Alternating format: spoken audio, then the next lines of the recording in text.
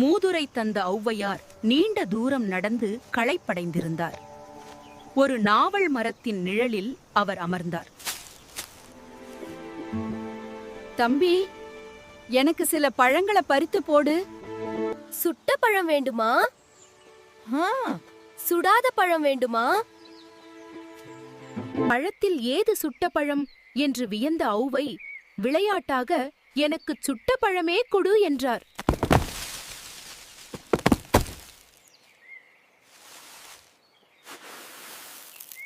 See, Grandma, the fruits are so hot, you are blowing on them to cool them down.